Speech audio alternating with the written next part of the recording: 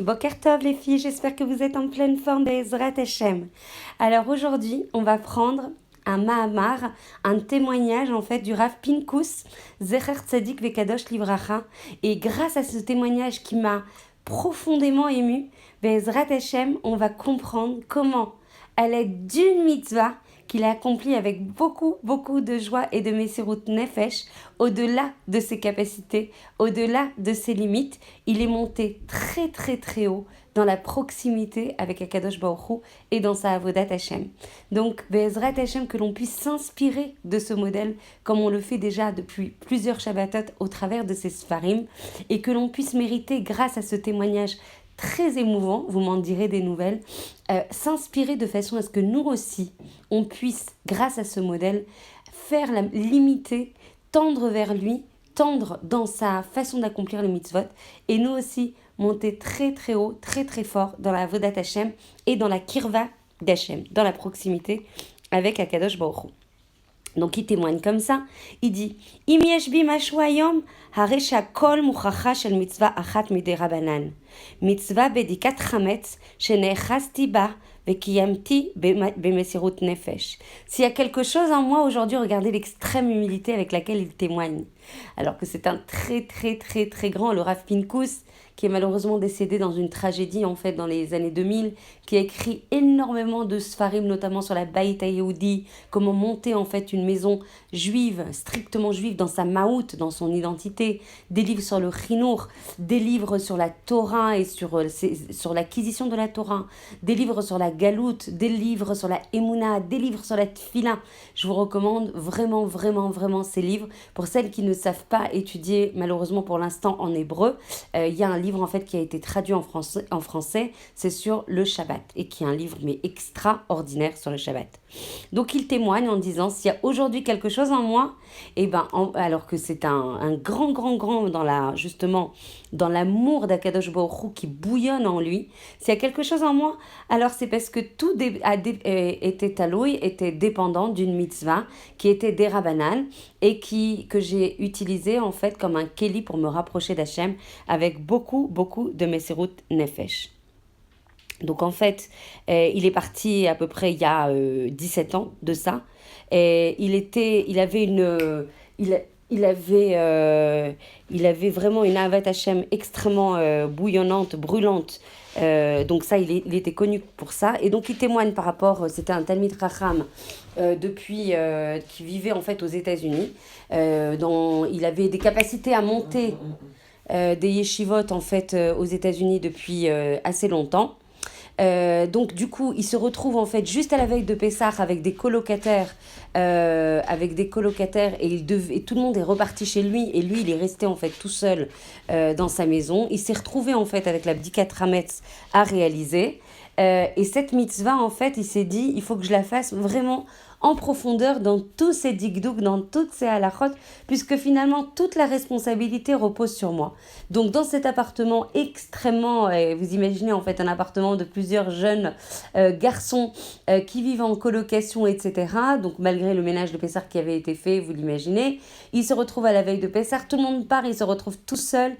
Et donc il a, je sais pas, 19-20 ans, et il se retrouve avec cette énorme responsabilité de porter, lui, il considérait que chaque mitzvah, il fallait la faire à fond, il fallait pas se poser de questions, et il était mais extrêmement, nimshach, il était extrêmement attiré par Akadosh Baruch Hu et par la Avodat Hashem, mais là ça n'était qu'un début, et on va voir comment. Donc du coup, il commence à passer tout en revue, et on sait qu'au niveau de la halacha, il faut passer vraiment tout au peine fin, même dans les coins les plus reculés en fait de la maison, et ça peut durer d'ailleurs.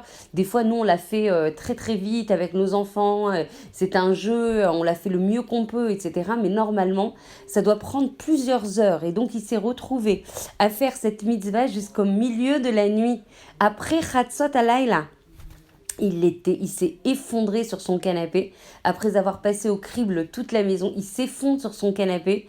Et il sent plus son corps, tellement il a donné, tellement il a levé, tellement il a soulevé, tellement il a déplacé, et Baruch Hashem, il se dit, oh là là, je pense que j'étais au rendez-vous par rapport à cette mitzvah. Il avait car un sentiment de satisfaction qui était là, mais il y avait encore il n'était pas complètement satisfait, il avait encore des doutes, ou il n'était pas complètement... Il sentait qu'il lui manquait quelque chose. Et tout d'un coup, lui vient à l'esprit quelque chose, mais qui le scotche sur son canapé, et il se dit, mais le gag, au-dessus là, je l'ai au-dessus de donc le grenier, etc.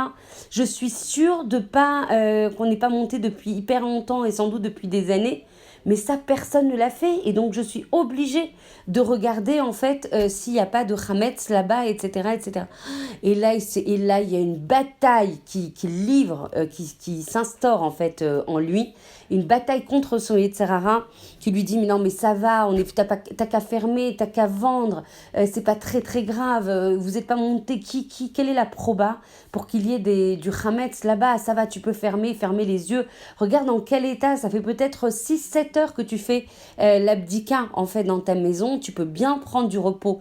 Et lui, il n'arrivait pas à dépasser ça et il se dit non, il faut absolument, j'ai pris sur moi de faire cette mitzvah dans les profondeurs et dans toutes les halachot et dans tous les détails, je ne peux pas laisser passer. Donc encore une fois, une vraie bataille, une vraie milchama noraït redoutable qui s'instaure en lui et il n'arrive pas à la dépasser et tout d'un coup, le corps épuisé, fatigué, brûlant de fatigue, il se traîne pour essayer de monter donc jusqu'au grenier et là, vous imaginez pas ce qu'il voit. Il voit mais tout recouvert d'une immense poussière et il se dit mais comment je vais arriver à nettoyer tout ça de façon à vérifier qu'il n'y ait pas une miette de chametz. Mais quand je vous dis une pellicule de poussière, c'est une façon de parler parce que c'était beaucoup plus conséquent que ça, beaucoup plus installé que ça et c'était très très difficile en fait de faire le filtre entre le chametz et la poussière. Il s'y colle et du coup il nettoie tout et après il passe tout au crible, il cherche toutes les miettes de chametz, il est épuisé à ramasser à la petite cuillère, mais quelle immense satisfaction. Donc il a passé plusieurs heures jusqu'au matin.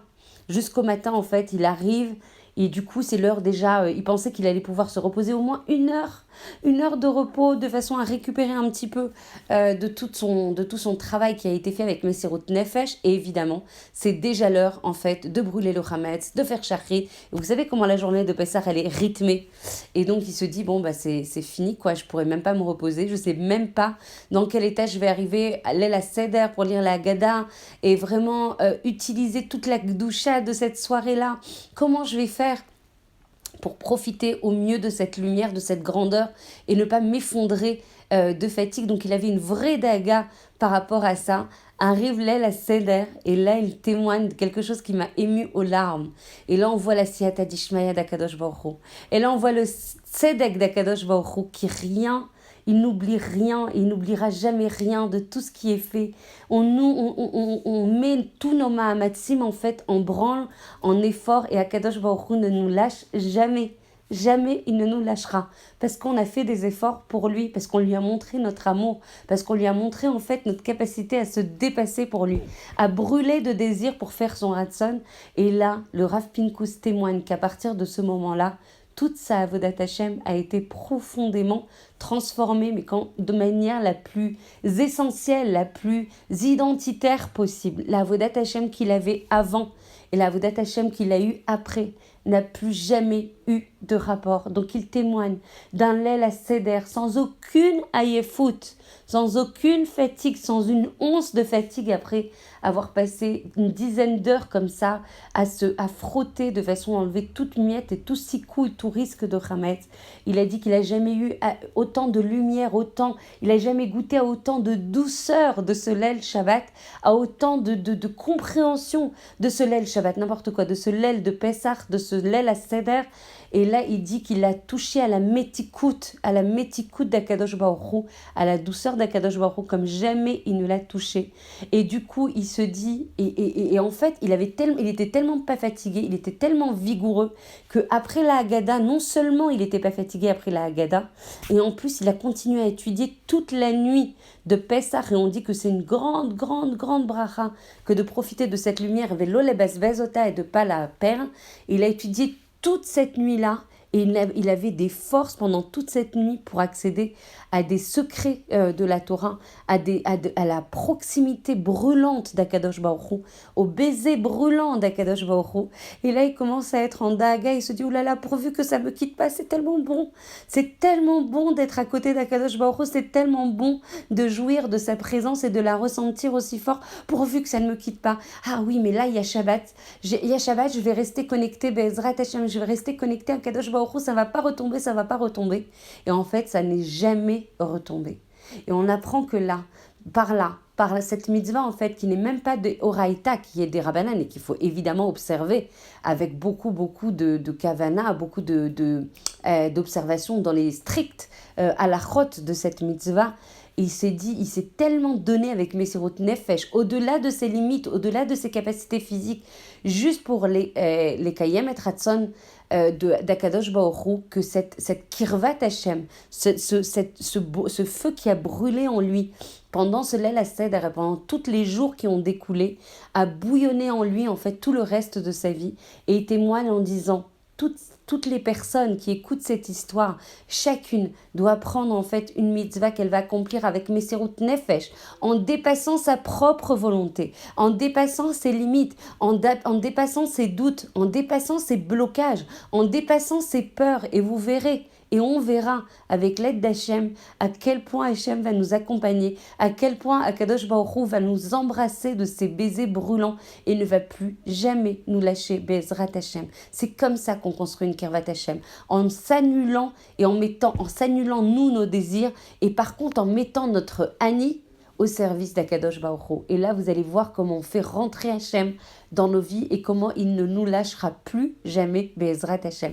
En espérant que ce témoignage qui m'a beaucoup touché, beaucoup remué, Be'ezrat Hachem vous inspire, nous inspire à avancer, sans cesse avancer, ne jamais stagner. Parce que quand on stagne, rappelez-vous l'histoire de la charrette. Si on stagne, la charrette, elle repart vers le bas. Be'ezrat Hachem, que l'on puisse s'inspirer du Rav Pinkus, Zecher Tzadik Vekadosh Livracha, que son mérite puisse nous protéger, et que tout le mérite des études que l'on fait pour lui, Shabbat, revienne à son mérite complet, Be'ezrat Hachem. Je vous embrasse très fort.